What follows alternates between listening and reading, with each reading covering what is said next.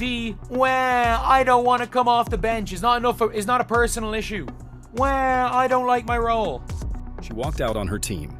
In the middle of a season where everything was finally starting to click for the Indiana Fever, DeWanna Bonner decided she was done.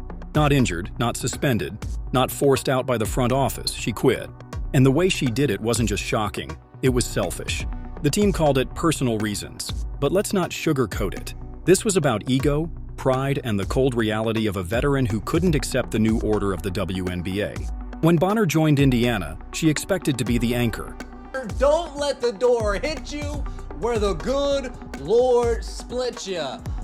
See ya, wouldn't want. The veteran voice in the locker room, the steady hand guiding a young roster. On paper, it made sense. A four-time All-Star, two-time champion, a player who had seen it all. She was supposed to be the one teaching Caitlin Clark and the other young stars how to navigate the grind of the league. Instead, her tenure turned into a lesson in how quickly respect can evaporate when the spotlight shifts. Caitlin Clark changed everything. From the moment Clark arrived in Indiana, the Fever went from an afterthought to a headline team. 17,000 fans packed arenas, networks fought for broadcast rights, and every play Clark made went viral. It was a tidal wave of attention the WNBA had never seen before, and not everyone could handle it. Bonner, once used to being the one celebrated, speculation around her absence, but the whole thing was just kind of bizarre, and a lot of Fever fans were speculating that we're not going to see her back. And just today, it was announced that she has no intentions on returning to the Indiana Fever, and her preferred destinations are either Atlanta or the Phoenix Mercury. It's also been reported that the main reason that she wanted to leave is because things felt off from the beginning, and she thought that she would be a starter. But if you guys remember, DB was starting in the beginning of the season, and she honestly just wasn't playing her best, so Lexi Hall moved in. Suddenly found herself standing in the background. When cameras panned the team, they weren't looking for her. They were locked on Clark. And instead of embracing that moment, Bonner resented it. At first, it was subtle. Missed shots here, sloppy possessions there. But the numbers didn't lie. She started the season ice cold, shooting just 30% from the field, looking nothing like the veteran leader Indiana thought they were getting. Her struggles weren't just a blip. They were the start of a collapse. Then came the benching. Coach made the call to replace Bonner with Lexi Hull in the starting lineup. It wasn't personal, it was performance. Hull earned her spot. DeWanna Bonner, the team announced. Indiana looked at trade possibilities for the six-time All-Star, who had not played since June 10th, for what the team called, quote, personal reasons. Well, the personal reasons were, from what I could tell, playing time is what hustling on defense, knocking down shots, doing all the little things Bonner wasn't. But to Bonner, it was a slap in the face. A veteran, a champion, benched for a role player. That's when her pride took over. Instead of fighting back, instead of proving she could rise again, Bonner sulked. She didn't accept the role. She didn't use it as fuel. She went the other way. Reports surfaced that she had requested a trade. Then she stopped showing up altogether. Games came and went, and Bonner was nowhere to be seen. The official line was personal reasons, but everyone knew the truth. This wasn't about family or health. This was about ego. She couldn't handle being pushed aside, so she pushed herself out. And here's where the story takes a darker turn. Rumors spread that Bonner had her eyes set on Phoenix or Atlanta. Out with the old. Ari McDonald, welcome back in with the new breaking. The Fever are waving DeWanna Bonner, league sources told the Indy Star, then re-signing Ari McDonald. Bonner requested a trade after feeling she couldn't find a role on the team after getting benched, along with a bevy of other reasons as we covered yesterday. But Indiana could not find a suitable trade. Phoenix made sense. It was familiar territory, a chance to go back to her comfort zone. But Atlanta, that's where things got messy. Atlanta had built its reputation as one of the most hostile teams toward Caitlin Clark, a group of players who took pride in roughing her up, making her uncomfortable, trying to intimidate her. For Bonner, leaving Indiana to join them would have said everything without saying a word. She wasn't interested in building with Clark. She was interested in tearing her down. Think about that for a moment. Instead of embracing the chance to help usher in the most exciting era of women's basketball, Bonner wanted out. She wanted to be where Clark wasn't.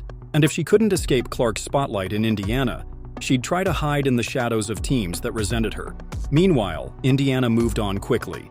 The Fever brought back Ari McDonald. a player known for her hustle, her grit, and her energy.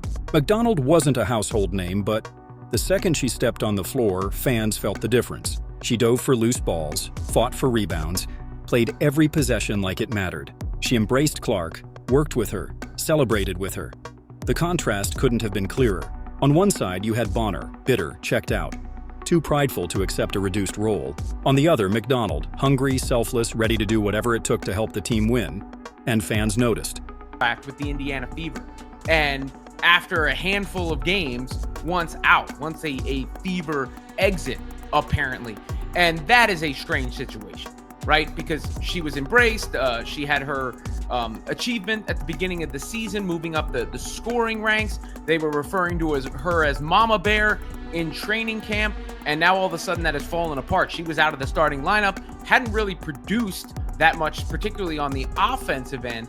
And this, looks poor on the franchise when it comes to the free agent moves in retrospect, the team that they put together in the offseason. I don't think it reflects well on DeWanna Bonner, whose absence was for quote-unquote personal reasons, but now it seems like she was just upset with the team and the situation overall, and it adds more drama to what has been a drama-filled season. Social media lit up, praising McDonald's effort and questioning why Bonner ever wore a Fever jersey in the first place. Inside the locker room, the message was clear. If you're not all in, you're out. That message didn't just apply to Bonner. It resonated across the league. Because Bonner wasn't the only veteran struggling with the Caitlin Clark effect. All around the WNBA, established stars were grappling with the reality that the spotlight wasn't on them anymore.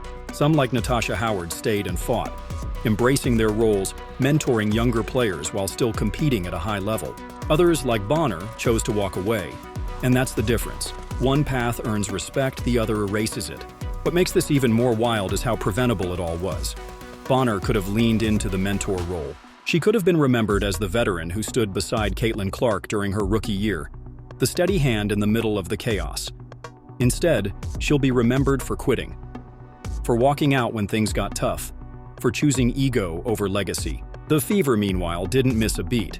In fact, they may have gotten stronger.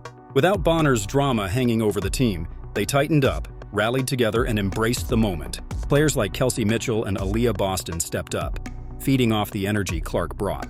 And McDonald's arrival gave them exactly what Bonner refused to provide.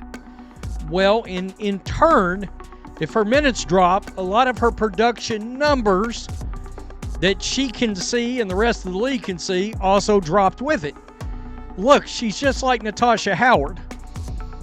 She looks old on the court. All right, I'm not trying to be this is not ageism. She looks like an older athlete. All right, she looks slower on the court, and the team has been lacking energy. It's been a serious problem. Seriously, long overdue.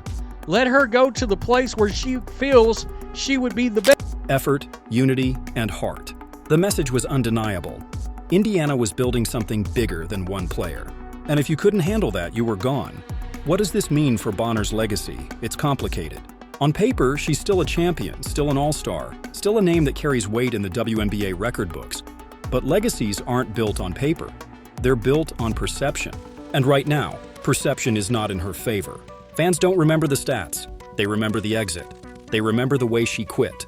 They remember that when the league was entering its most exciting chapter, she chose to walk away instead of being part of it. For years, Bonner was known as a fierce competitor, someone who gave everything on the floor. Now, the last image fans have is of a player who couldn't handle competition from within her own team. Let the door hit you where the good Lord split you. What's it? See ya, wouldn't want to be ya, right? I'm not telling you gotta go home, but you gotta get up out of here. DeWanna Bonner out with the old. Aaron McDonald, welcome back in with the new breaking. The Fever are waving DeWanna Bonner, league sources told the Indy Star, then re-signing Ari McDonald. Bonner requested a trade after feeling she couldn't find a role on the team after getting benched, along with a bevy of other reasons as we covered yesterday.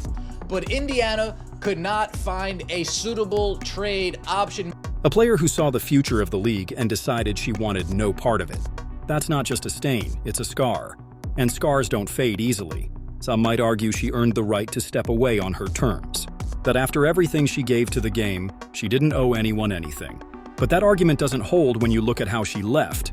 Walking away mid-season, after demanding a trade, after leaving teammates in the lurch, that's not stepping away gracefully, that's quitting. And quitting always leaves a mark. The Fever, on the other hand, have turned this into a rallying cry. They didn't crumble when a veteran walked out. They thrived. They proved that this isn't just Caitlin Clark's team. It's a team built on resilience. And that's the irony. By leaving, Bonner may have made Indiana stronger. She tried to take her pride and go elsewhere. But all she did was show the Fever who they really were. They were never hers to lead. They belonged to the new generation. And that generation doesn't quit. So when people look back years from now, they won't remember the numbers Bonner put up in Indiana. They won't remember the games she played. They'll remember the moment she walked away. They'll remember how the Fever responded. And they'll remember that in the middle of a storm, it wasn't Bonner who stood tall. It was the team she left behind. And if she thought leaving would protect her legacy, she was wrong. Because in trying to run from the spotlight, she only guaranteed one thing: she'll never be remembered the way she wanted.